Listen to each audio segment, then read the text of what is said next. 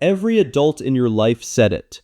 So mature for your age. Teachers loved you. Your friends' parents trusted you with things they didn't trust their own kids with. And honestly, you liked hearing it. It felt earned. You were the kid who could sit at the adult table and actually keep up.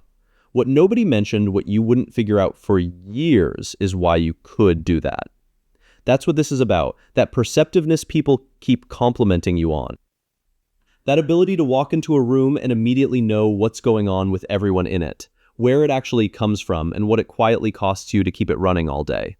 You hear your roommate close a door and you already know. Not just who it is, what kind of mood, the weight of the footsteps. Whether the keys got set down or dropped, you've had this catalog running since you were a kid, the specific sound of someone coming down the hallway. Whether tonight was going to be a calm one, or whether you needed to make yourself small and disappear into your room. Most people don't register any of this. They hear a door close and it's just a door. You hear a door close and your body's already done the math. There's a name for what your brain does, hypermentalizing. And it's the automatic, constant attempt to figure out what someone is feeling based on the smallest cues, micro-expressions, breathing changes.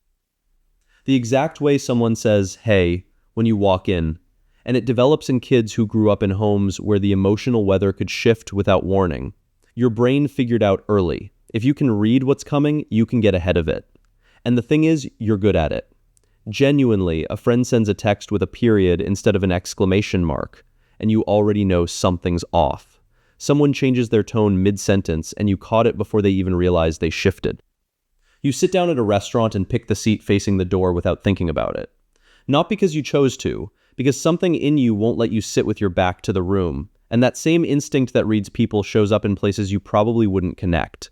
You rehearse conversations, not the important ones. All of them. What you'll say to the cashier, how you'll respond if you bump into someone unexpectedly. You've got entire branching dialogue trees mapped out for a 20-second interaction at a coffee shop. Every possible version of what they might say. Every awkward pause accounted for in advance. Psychologists call this cognitive rehearsal. When unpredictability felt dangerous growing up, your brain started manufacturing certainty ahead of time. Plan every version of the interaction, and you're never caught off guard. It works. You almost never are.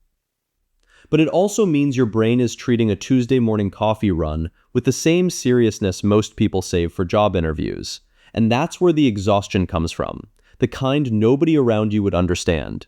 You go to a party, 1 hour in, you're done, not bored, drained. Because while everyone else was just hanging out, your brain was quietly tracking the emotional temperature of every person in that room, who's good, who's performing, where the tension was sitting.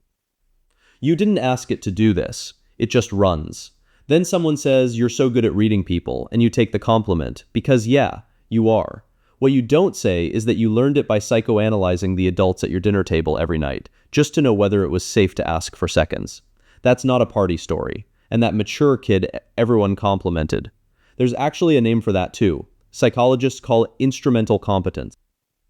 It's when a child learns to manage the emotional climate around them so well that adults mistake survival for giftedness. The kid wasn't born wise. They figured out early that being helpful, insightful, and easy to be around was the safest way to keep things calm. And it stuck. That same kid is now the adult everyone calls when things fall apart. The friend who gives the best advice, the one who untangles someone else's mess in 2 sentences flat. But that pattern recognition doesn't always get it right. I'll be honest, sometimes it runs too hot. You read threat into a friend who's just tired. You pre-apologize for 5 minutes over something nobody was going to be upset about. Sometimes a short text is just a short text. The software that kept you safe doesn't always know the difference between an actual shift and someone who just didn't sleep well. But the thing you do, that instant, quiet scan you run on every room, every conversation, every silence, people who didn't grow up the way you did don't even know that kind of reading is possible. They spend years in therapy, learning to identify emotions in other people. You could do it before you could ride a bike. So that mature for your age kid, they weren't mature. They were watching, cataloging every shift in tone, every silence that meant something was coming. And all that watching quietly turned into something real, a kind of intelligence that no test measures, built entirely from paying attention when it mattered most. You didn't learn to read people, you learned to survive them. The reading part just never stopped, And if you've ever wondered why you can't stop replaying conversations after they're over, picking apart what you said, what they really meant, same engine, different gear. Like and subscribe if you want that one next. I break these down every week.